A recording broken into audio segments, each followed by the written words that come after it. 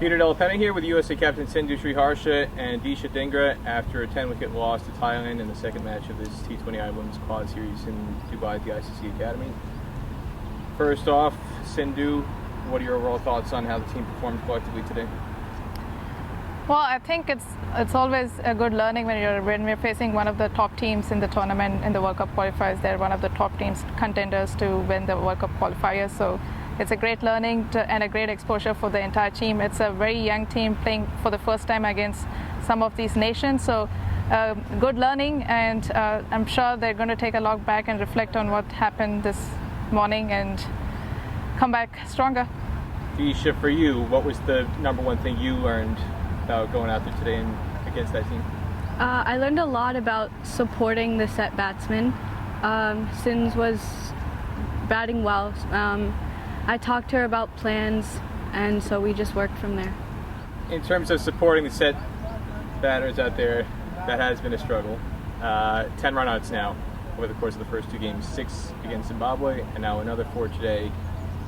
And watching from the boundary, it looks to me like a lot of the run-outs are a consequence of players who are used to playing against much weaker fielders in America at regional, national level, and the transition to international level where you're facing a much better, different standard of fielder.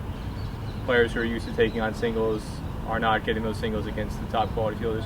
What is the biggest adjustment that you're seeing, Sindhu, as captain, that especially some of the younger players who are facing some of these elite international teams for the first time that they're struggling to make? Yeah, like you mentioned, it's definitely a big level up for them. They're not used to maybe the kind of sides that we are playing now, and the wickets, the behaving, and also the outfield. It's extremely good. It's definitely a learning point for them, and as you can see, we're back out there trying to work on our running betweens and callings, and the team is already back out there trying to work on it and keep learning every day. They're only going to get better from here, Peter. So I think we have to keep supporting the team. We believe in this team, and we have picked a young side because we want to give them the enough exposure, and leading up to their Under-19 World Cup as well. We have to keep believing and keep supporting them, and all of this learning is only going to be good for them.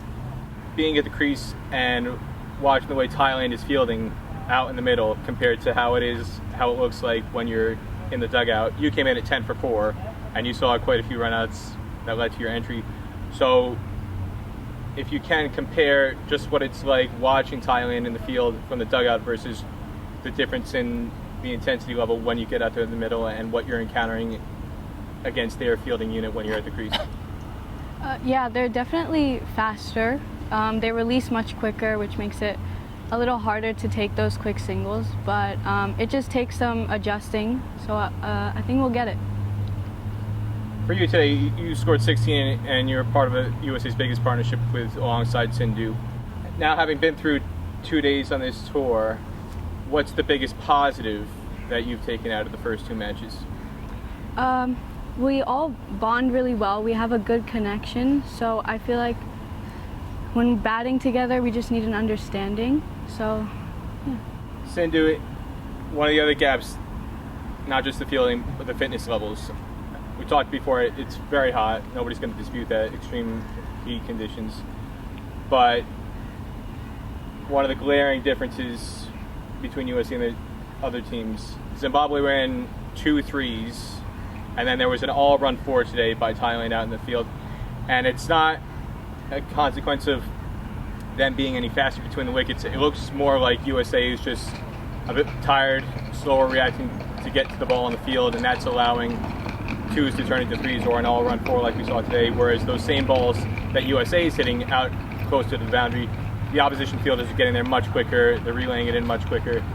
In terms of the fitness, specifically in the field, what are the areas that you think USA needs to work on going forward?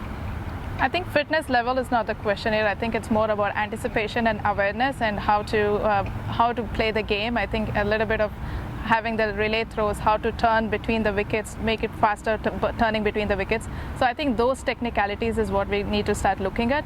Fitness levels, I think all of them are really fit. It's a young side, like I said, I've been saying that this is definitely a young side with all of the teenagers in.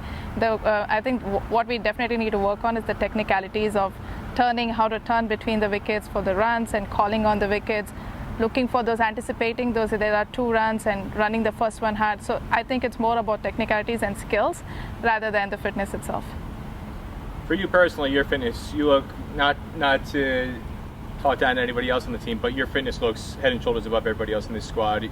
The fact that you batted all 20 overs today and you didn't really need too many extra water breaks compared to some of the other players on the field. You were out there from the 3rd ball of the innings, batted all the way through, score an unbeaten past century. For you, how would you characterize the conditions that you're facing compared to any other point in your career, and why have you been so successful from a fitness standpoint, whereas some of the other players, whether it's USA or some of the other teams, have been struggling a bit? Like I said, I think it's the experience and having the exposure that I've had over the number of years. I'm at least 20 years above the experience that all these girls have. I've been mentioning to them, they weren't even born when I was playing for my state side back in India. So I think it's just kind of the experience and the exposure. But if you put me against them in a 100-meter dash, I'm not going to win any 100-meter dash with them or any of the yo-yo scores. I can't beat them. I think it's just the kind of awareness and the exposure and the experience I've had over the years. I've been able to put all of those together on the field, and knowing that I have to play the senior role and being able to guide these girls and play around them. I think that's been the role this year, and I think having that clarity in the role is also helping me a little more better to just go out there and express myself. Disha is one of the debutantes in this squad, and just talking about all the experience that she has, what are some of the things that you're learning specifically from Sindhu, just by observation or watching her and your partnership running between the wickets, that you're taking from this experience to help you improve upon your game and some of the other players as well? Definitely intent. I feel like Sindh has a lot of intent when she bats, and that's something I feel like us younger people really need to work on when we're out there. And also, she's always looking for a run all the time. So, yeah.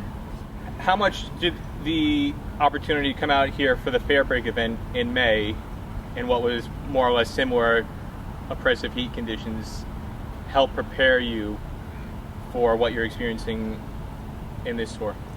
Well, I think I'll have to piggyback on what Disha said. I think the intent, I think what I learned when I came over here in Fair Break is playing with Haley Matthews, Mignon Dupree, and even Georgia Redmay, knowing how they actually play the T20 innings and how they build their innings, just learning and playing with them. I think that is what I've definitely gathered from playing Fair Break, and it's also showing when I go out there on the field that I do understand that if I take a little bit of time in the beginning, I can still make up for it.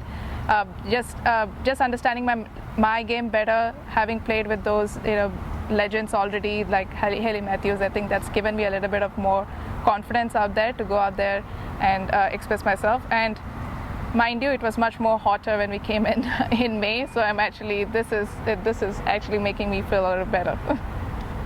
Going back to 3 years ago in the match that you played against Thailand in Scotland, it was a warm-up match. USA made 66 for 7 in a 58-run loss. Nobody made more than 22. Nadia Grooney opening the innings in that game. You made 18 at number 3. If you reflect back to 3 years ago in that match, what do you think are the things that USA in this squad has improved upon compared to that game? And what do you still think is the number one thing that USA needs to do to close the gap with Thailand? Yeah, from then to today, I think definitely the intent and fearlessness and having to go out there and play the shots, like you saw Ritu just step out in the first, second ball that she faced and go for those. I think that intent has definitely changed. These girls are fearless, like I have been saying, and they want to go out there and play all their shots. All we have to do is keep backing them. They're only going to get better from here. The learnings from here is going to be like gold for them and diamond. So they have to keep, going back and reflecting on it. We are going to, more games that we play against bigger teams like this, we're only going to get better. And I think that is what we need to go back and play, more competitive games against good teams. I'll ask you both the same question first to you, Disha, to end with. You've got one more match in this quad series against UAE tomorrow. What is your outlook going into that game, trying to get a consolation victory and claim third place in this 4-team series?